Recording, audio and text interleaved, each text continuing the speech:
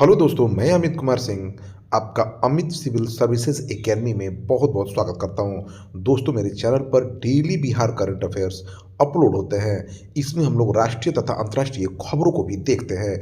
6 अखबारों का निचोड़ जो आपके डेली के करंट अफेयर्स के पूरे निचोड़ को पूरा करता है। दोस्तों, इसमें लगभग 6 अखबारों के निचोड़ पढ़ने से एक भी करंट अफेयर्स आपका नहीं छूटता है, चाहे वो बिहार का हो, चाहे वो नेशनल या इंटरनेशनल करंट अफेयर्स हो।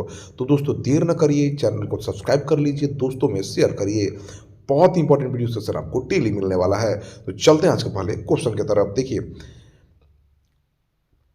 6 से 18 साल तक के बच्चों को गोद लेने के लिए बिहार के समाज कल्याण विभाग ने बिहार में कितने दत्तक ग्रहण संस्थान खोलने की घोषणा की है।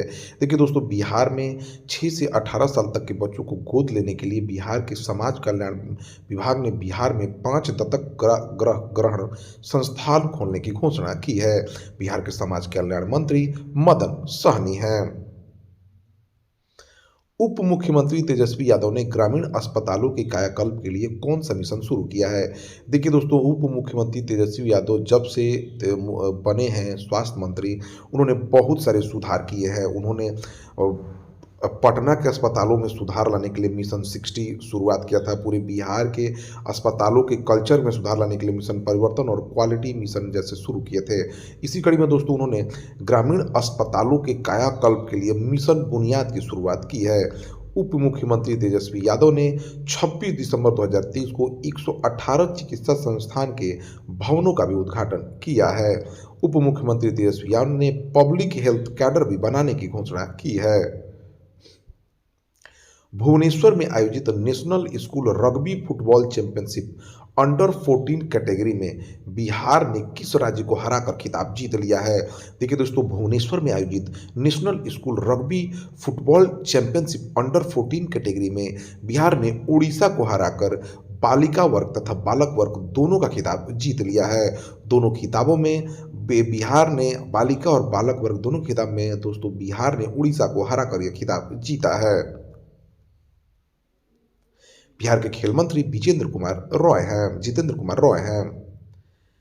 बिहार के सहकारिता मंत्री डॉक्टर सुरेंद्र यादव ने बिहार के कितने जिलों में सब्जी यूनियन स्थापित करने का निर्णय लिया है। देखिए, बिहार में सब्जी निर्यात को बढ़ावा देने, ठीक है, एक राज्य से दूसरे राज्यों में सब्जी निर्यात करने तथा किसानों को प्रत्यक्ष लाभ हस्तांतरण के लिए जो है बिहार सरकार के सहकारिता मंत्री डॉक्टर सुरेंद्र यादव ने बिहार के सभी 38 जिलों में सब्जी यूनियन स्थापित करने का निर्णय लिया है। ठीक है, सब्जी यूनियन बनने से बिहार की सब्जियों का निर्यात दूसरे राज्यों में आसानी से हो पाएगा तथा किसानों को प्रत्यक्ष लाभ होगा। बिहार के कृषि मंत्री कुमार सर्वजीत है। भारत के कृषि मंत्री की बात की जाए तो दोस्तों अर्जुन मुंडा है।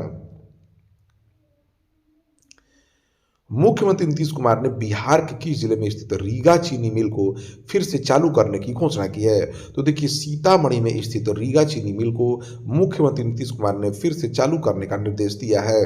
बिहार राज्य का चीनी उत्पादन में महत्वपूर्ण स्थान है। बिहार में 29 चीनी मिलें हैं। इस उद्योग का केंद्रीकरण उत्तरी बिहार में अधिक हुआ है, जहां सारण, चंपारण, मुजफ्फरपुर, दरभंगा आदि प्रमुख जिले हैं जहां पर सबसे अधिक चीनी मिलें हैं। दक्षिणी बिहार में बिहटा, बक्सर, जामी तथा डालमियानगर में चीनी मिलें स्थापित है। बिहार के पश्चिमी चंपारण में सबसे अधिक चीनी मिलें हैं। बिहार के गन्ना उद्योग मंत्री आलोक कुमार मेहता हैं। ये भू राजस्व मंत्री भी हैं। बिहार के किस जिले में 50 केएलपीडी क्षमता का इथेनॉल प्लांट खुलेगा। हाल ही में दोस्तों देखिए, मुख्यमंत्री नीतीश कुमार ने घोषणा की है कि 50 केएलपीडी क्षमता का इथेनॉल प्लांट भागलपुर में बनाया जाएगा। बिहार के सुदूरवर्ती ग्रामीण इलाकों में नागरिकों को सस्ती दवा उपलब्ध कराने के लिए बिहार के कितने पैक्सों में जन औषधि केंद्र खोले जाएंगे। देखिए, बिहार के सुदूरवर्ती ग्रामीण इलाकों में नागरिकों को सस्ती दवा उपलब्ध कराने के लिए बिहार के 191 पैक्सों में जन औषधि केंद्र खोले जाएंगे। ठीक है, देखिए दोस्तों, 191 पैक्स तो आपको एक एक जिले के 5-5 पैक्सों में दोस्तों ये खोले जाएंगे। 38 जिलों के 5-5 पैक्सों में इसका खुलेगा जन औषधि केंद्र। ठीक है, इसके खुलने से सस्ती दवाएं उपलब्ध हो पाएगी मरीजों को। बिहार के हर जिले के 5-5 पैक्सों में जन औषधि केंद्र खोले जाएंगे, जहां पर जेनरिक दवाइयाँ, इंग्लिश दवाइयाँ सस्ते दामों पर उपलब्ध होती हैं। दिल्ली के त्यागराज स्टेडियम में आयोजित 67वीं राष्ट्रीय स्कूल कुश्ती प्रतियोगिता में बिहार ने रिकॉर्ड बनाते हुए कौन सा पदक जीता है। देखिए दोस्तों, दिल्ली के त्यागराज स्टेडियम में आयोजित 67वीं राष्ट्रीय स्कूल कुश्ती प्रतियोगिता में बिहार ने पहली बार स्वर्ण पदक का खिताब जीत लिया है। चेन्नई ग्रैंड मास्टर 2023 का खिताब किसने जीता? तो देखिए, चेन्नई ग्रैंड मास्टर 2023 का खिताब डुम्मा राजू गुकेश ने जीता है। इस टूर्नामेंट में अर्जुन एरिगेसी ने दूसरा स्थान हासिल किया है। तमिलनाडु के मुख्यमंत्री M.K. स्टालिन हैं। तमिलनाडु के राज्यपाल रविंद्र नारायण रवि हैं। टेक्नो स्मार्टफोन ने हाल ही में किसे अपना ब्रांड एम्बेसडर नियुक्त किया है? तो देखिए, प्रीमियम वैश्विक स्मार्टफोन टेक्नो को भारतीय सुपरस्टार दीपिका पादुकोण को अपना ब्रांड एम्बेसडर नियुक्त किया है। यह कदम उपभोक्ताओं की जरूरतों को ध्यान में रखते हुए और इनोवेशन प्रदान करने के लिए उठाया गया है। टेक्नो मोबाइल शेंजन चीन में स्थित एक मोबाइल फोन निर्माता कंपनी है। इसकी स्थापना 2006 में हुई थी। टेक्नो मोबाइल 70 से अधिक देशों में संचालित है। विश्व बैंक ने हाल ही में यूक्रेन को कितने डॉलर की सहायता प्रदान की है? देखिए, विश्व बैंक ने हाल ही में सार्वजनिक व्यय के तहत यूक्रेन को 1.34 बिलियन डॉलर की सहायता प्रदान की है। वित्त पोषण में विश्व बैंक से 1.086 अरब डॉलर का ऋण, वहीं नॉर्वे से 190 मिलियन डॉलर, संयुक्त राज्य अमेरिका से 50 मिलियन डॉलर और स्विट्जरलैंड से 20 मिलियन डॉलर का अनुदान शामिल है। यूक्रेन पूर्वी यूरोप में स्थित एक देश है। इसकी सीमा पूर्व में रूस, उत्तर में बेलारूस, पोलैंड, स्लोवाकिया, पश्चिम में हंगरी, दक्षिण पश्चिम में रोमानिया एवं माल्डोवा और दक्षिण में काला सागर और अजो सागर से मिलती है। यूक्रेन की राजधानी कीव है। ये सबसे बड़ा नगर भी है। यूक्रेन के राष्ट्रपति वोलोदिमार जेलेंस्की हैं। मुद्रा यहाँ की रिवनिया है। हाल ही में किस राज्य में इंट्रा डिस्ट्रिक्ट हेलीकॉप्टर सर्विस का उद्घाटन किया गया है? तो देखिए, हाल ही में उत्तर प्रदेश में राज्य में इंट्रा डिस्ट्रिक्ट हेलीकॉप्टर सर्विस का उद्घाटन किया गया है। उत्तर प्रदेश के मुख्यमंत्री योगी आदित्यनाथ ने आगरा के बटेश्वर से मथुरा के गोवर्धन तक राज्य की पहली इंट्रा डिस्ट्रिक्ट हेलीकॉप्टर सेवा का उद्घाटन किया है। मुख्यमंत्री पूर्व प्रधानमंत्री अटल बिहारी वाजपेयी की जयंती मनाने के लिए बटेश्वर में थे। मुख्यमंत्री योगी 10,451 लाख लागत की विभिन्न परियोजनाओं का शिलान्यास एवं लोकार्पण भी किया है। उन्होंने उत्तर प्रदेश की राज्यपाल आनंदीबेन पटेल हैं। दिवंगत न्यायमूर्ति माधव रेड्डी पर विशेष डाक कवर जारी किया गया है। वह किस राज्य के पूर्व राज्यपाल थे? उपराष्ट्रपति जगदीप धनखड़ 27 दिसंबर को आंध्र प्रदेश और मुंबई उच्च न्यायालयों के मुख्य न्यायाधीश और महाराष्ट्र के पूर्व राज्यपाल दिवंगत न्यायमूर्ति कोंडा माधव रेड्डी की 100वीं वर्षगांठ पर एक विशेष डाक कवर जारी करेंगे। जस्टिस कोंडा माधव रेड्डी फाउंडेशन द्वारा आयोजित इस कार्यक्रम की अध्यक्षता राज्यपाल डी तमिलसाई सुंदरराजन करेंगे। कहां पर आयोजित 99वें अंतर्राष्ट्रीय तानसेन समारोह में 1500 तबला वादकों ने एक साथ तबला बजाकर वर्ल्ड रिकॉर्ड गिनीज बुक में नाम दर्ज करवाया है? तो देखिए दोस्तों, मध्य प्रदेश ग्वालियर में ऐसा हुआ है। संगीत नगरी ग्वालियर में तबला दरबार में 1500 लोगों ने एक साथ तबला वादन किया, जिससे एक ही समय में सबसे अधिक व्यक्तियों द्वारा तबला वादन करने का गिनीज वर्ल्ड रिकॉर्ड बनाया गया है। इस ऐतिहासिक समारोह का प्रदर्शन मध्य प्रदेश के नवनिर्वाचित मुख्यमंत्री डॉक्टर मनमोहन यादव, केंद्रीय मंत्री ज्योतिरादित्य सिंधिया और विधानसभा अध्यक्ष नरेंद्र सिंह तोमर की उपस्थिति में किया गया। मुख्यमंत्री श्री यादव ने घोषणा की कि 25 दिसंबर को तबला दिवस के रूप में मनाया जाएगा। मध्य प्रदेश के शहर ग्वालियर को संस्कृति और रचनात्मकता के प्रति उत्कृष्ट प्रतिबद्धता के लिए यूनेस्को के क्रिएटिव सिटीज नेटवर्क में भी शामिल किया गया है। संयुक्त राष्ट्र शैक्षिक, वैज्ञानिक और सांस्कृतिक संगठन ने मध्य प्रदेश के ग्वालियर को संगीत की रचनात्मक शहर के रूप में नामित किया है। तानसेन का जन्म ग्वालियर में हुआ था। हाल ही में वाल्ट डिज्नी का विलय किस कंपनी में होने की घोषणा हुई है? देखिए दोस्तों, हाल ही में अब जो डिज्नी हॉटस्टार है, आपको कुछ दिन में वो जियो हॉटस्टार लिखा हुआ पाया जाएगा। रिलायंस इंडस्ट्री लिमिटेड में वाल्ट डिज्नी का मर्जर होने वाला है। पाकिस्तान में 2024 में होने वाले चुनाव में पहली बार कौन सी हिंदू महिला चुनाव लड़ेंगी? देखिए दोस्तों, पाकिस्तान में फरवरी 2024 में आम चुनाव होने वाले हैं। इसमें पहली बार हिंदू महिला चुनाव लड़ने, उनका नाम डॉक्टर साबिरा प्रकाश है। पाकिस्तान के प्रधानमंत्री शहबाज शरीफ हैं। पाकिस्तान के राष्ट्रपति आरिफ अलवी हैं। हाँ, ठीक है दोस्तों। हाल ही में रिलायंस और किस कंपनी के बीच हुआ? तो वाल्ट डिज्नी के बीच। मैंने आपको बताया ही इसके बारे में।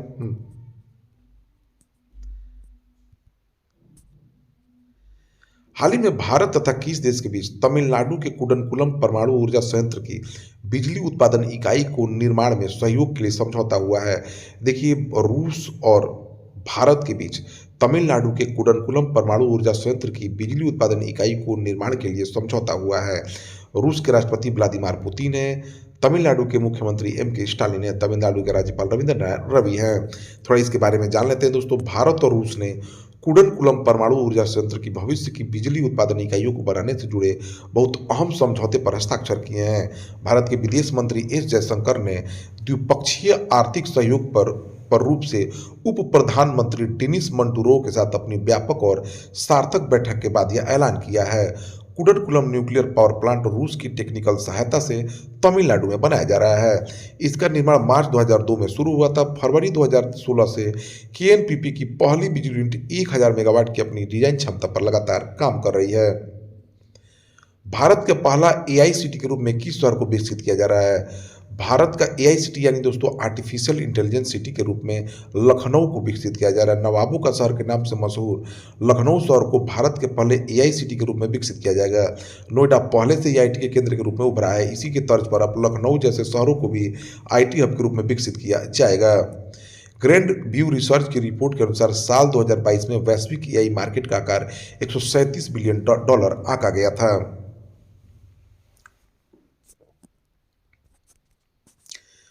मुख्य सचिवों के तीसरे राष्ट्रीय सम्मेलन की अध्यक्षता कौन करेगा? देखिए, प्रधानमंत्री नरेंद्र मोदी 28 और 29 दिसंबर 2023 को दिल्ली में मुख्य सचिवों के तीसरे राष्ट्रीय सम्मेलन की अध्यक्षता करेंगे।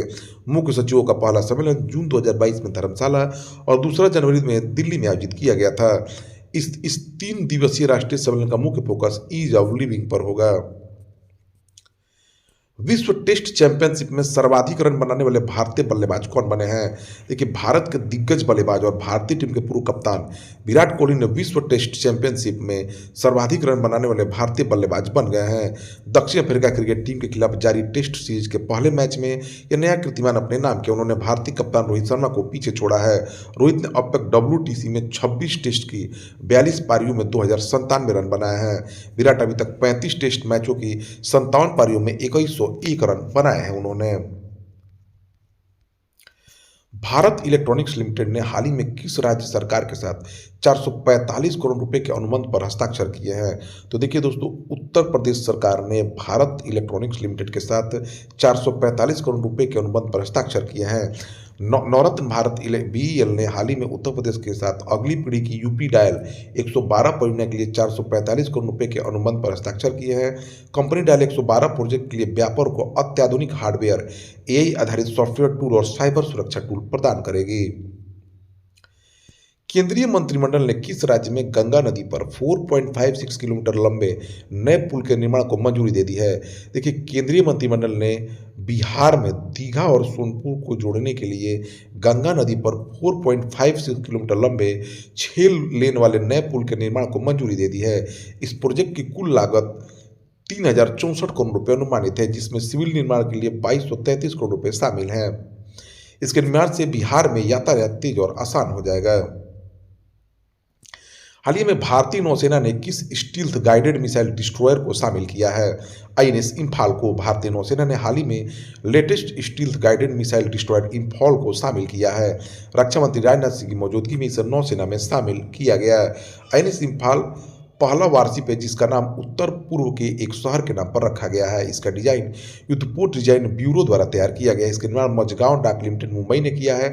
INS इम्फाल की सबसे बड़ी खूबी यह है कि इसमें एंटी सबमरीन हथियार ही नहीं, उनका पता लगाने वाले खास सेंसर भी हैं जो चीन और पाकिस्तान की पनडुब्बियों का आसानी से पता लगाकर उन्हें डुबो सकता है।